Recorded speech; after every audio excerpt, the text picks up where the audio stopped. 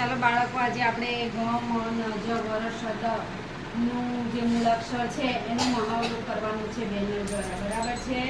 ચાલો, તો હું નવ્યાબેન તમને પૂછીશ અને મિતભાઈ તમને પૂછીશ. જ પર જાઓ. જ શોધો. જ. ક. ગ. મ. મ. ન. બ. દ. સ. જ. વ. ર. Very good.